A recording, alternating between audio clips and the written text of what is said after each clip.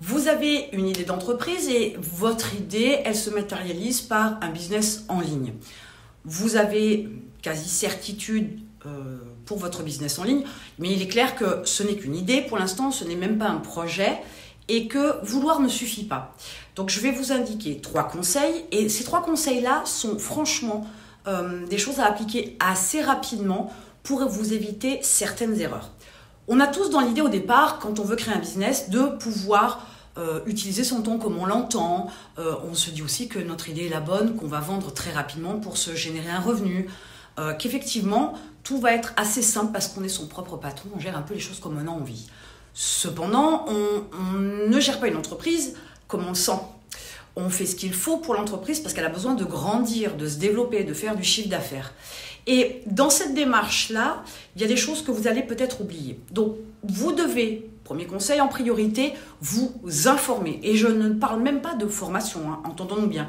Mais commencez déjà à vous informer sur votre structure juridique avec les droits, les devoirs et les obligations que vous avez.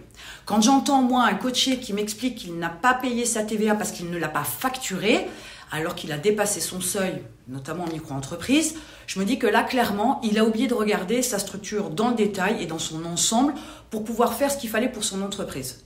Donc, éviter de faire cette erreur-là, c'est plutôt une bonne chose. Bien évidemment, là, je parle de la partie juridique. Dans un deuxième temps, pour le deuxième conseil, c'est quoi? C'est faites une étude de marché. On n'a pas besoin de faire une étude de marché comme on le faisait il y a 30 ans et en faisant un gros pavé avec énormément de recherches. Vous avez la possibilité de faire des études de marché très rapides sur Internet en contactant des personnes potentiellement intéressées par votre produit ou votre service et en leur soumettant un questionnaire. Ça vous donnera beaucoup plus d'informations et ça vous permettra aussi de comprendre qu'il y a un marché ou pas pour votre produit ou votre prestation.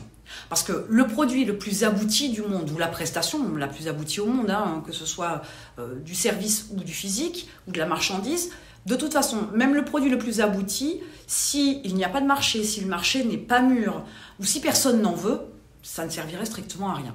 Donc, pour vous assurer une certaine tranquillité d'esprit, pour être sûr qu'il y a un marché pour ce que vous voulez faire avec votre idée de business en ligne, faites une étude de marché. Ne passez pas à côté de cette étape-là, ça peut déterminer une réussite ou un échec.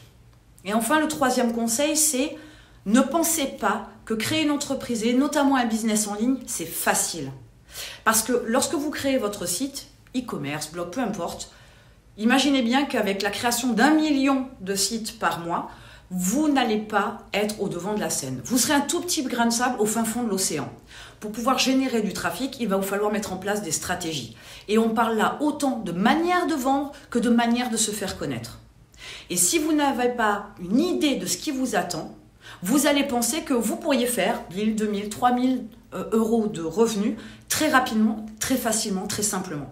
Ce qui n'est pas vrai. Arrêtez de vous voiler la face. Ce n'est pas parce que vous montez un business en ligne que du jour au lendemain, vous allez créer un chiffre d'affaires suffisamment important pour pouvoir vous générer un revenu. Et ce ne sera pas non plus dans 6 mois, ni même dans 1 an, si vous n'avez pas une stratégie, des stratégies derrière pour développer votre activité, vous faire connaître, améliorer votre taux de transformation pour vos ventes, etc.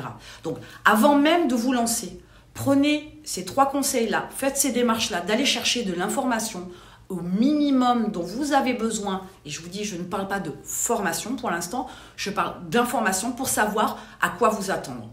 Sachez que quand on est informé de quelque chose, les choses font moins peur. C'est quand on ne sait pas qu'on a peur. Donc, déjà, ça va vous permettre d'être mieux informé sur ce qui vous attend. 2, de supprimer vos peurs, ou du moins de les alléger. 3, d'avoir une vue d'ensemble de ce qui vous attend.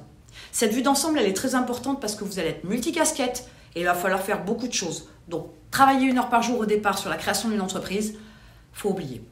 Voilà quelques informations qui vous éviteront pas mal d'erreurs et en attendant, je vous retrouve de l'autre côté.